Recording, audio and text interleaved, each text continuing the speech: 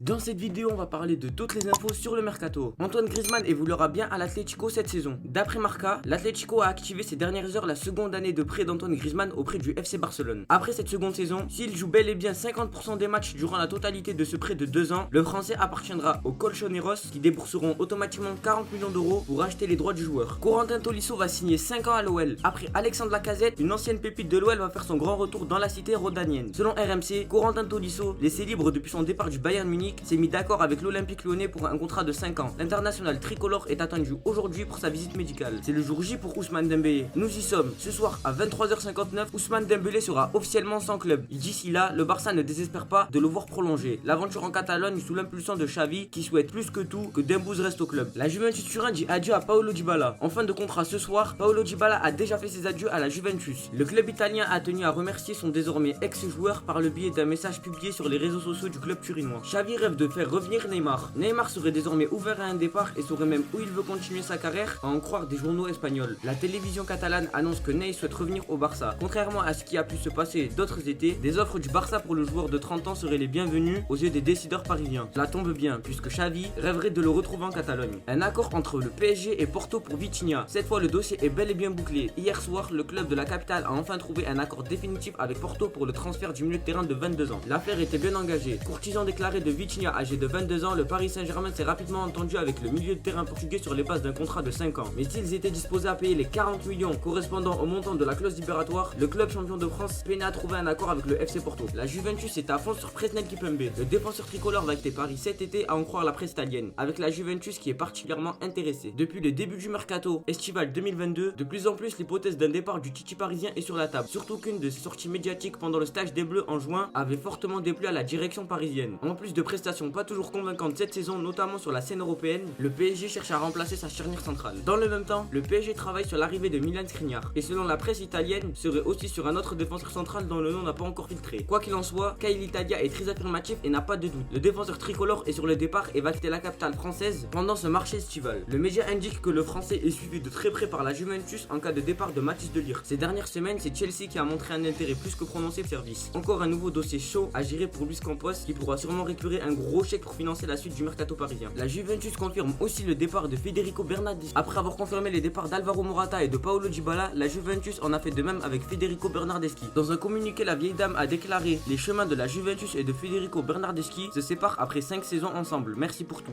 C'est officiel, Ernesto Valverde de retour à l'Atlético Bilbao. Comme prévu puisqu'il était le coach choisi par le nouveau président du club, Ernesto Valverde retrouve un banc de touche, lui qui avait quitté le Barça en décembre 2020. Il aura notamment pour mission de permettre aux Basques de retrouver l'Europe. Le Milan AC se penche aussi sur Neymar. Selon les informations de UOL Esporte, l'AC Milan se tiendrait prêt à bondir si la rumeur d'un possible départ en prêt avec une partie du salaire de Neymar prise en charge par le PSG se confirmait. Les Rossoneri, qui ont déjà eu Ronaldinho, Kaka, Ronaldo et tant d'autres stars, Auriverde dans le rang, aimeraient beaucoup ajouter le numéro 10 parisien à leur collection. Un courtisan de plus après Santos et Chelsea. Le Bayern recale encore le Barça pour Robert Lewandowski. Alors que le FC Barcelone avait lancé une ultime offre à 40 millions d'euros plus 5 millions d'euros de bonus, la presse allemande assure que le Bayern Munich va la repousser d'un revers de main. Robert Lewandowski risque de ne pas apprécier la nouvelle qui arrive. Lui qui fait pression depuis des semaines pour quitter le Bayern Munich et rallier le FC Barcelone n'a pour l'instant pas fait bouger les lignes, car le club bavarois ne semble pas disposé à faire le moindre cadeau. Une nouvelle preuve avec cette information relayée par Bild. Les dirigeants munichois vont dire non à la dernière proposition en date du Barça pour l'attaquant polonais de 33 ans. Une offre pourtant rehaussée, grimpant à 40 millions d'euros plus 5 millions de bonus. Mais le club bavarois réclamerait toujours ses 60 millions d'euros pour son attaquant. Frenkie de Jong se rapproche de Manchester United. Le feuilleton devrait bientôt prendre fin et Frenkie de Jong sera bientôt un joueur de Manchester United. En effet, selon The Guardian, le FC Barcelone aurait accepté une offre de 65 millions d'euros plus des bonus pouvant faire monter l'addition à 85 millions d'euros. Il ne reste désormais plus qu'aux Red Devils à négocier avec le milieu hollandais. Au début, ce dernier semblait réticent à l'idée de rejoindre Manchester à cause de l'absence de Ligue des Champions, mais il serait désormais ouvert à l'idée de venir renforcer la formation d'Erik ten Hag, son ancien coach à l'Ajax Amsterdam. Chelsea confirme le prêt de Romelu Lukaku à l'Inter. Chelsea confirme dans un communiqué le prêt une saison de Romelu Lukaku à l'Inter. Le joueur de 29 ans a déjà passé 2 saisons en Lombardie entre 2019 et 2021. Il avait d'ailleurs été sacré champion d'Italie. L'attaquant belge est de retour à l'Inter, parti l'an dernier Chelsea où ça n'a vraiment pas marché. L'attaquant revient chez les Nerazzurri, prêté par le club anglais. C'est tout pour aujourd'hui. Si la vidéo vous a plu, n'hésitez pas à liker et à vous abonner. Et moi je dis à demain pour une nouvelle vidéo.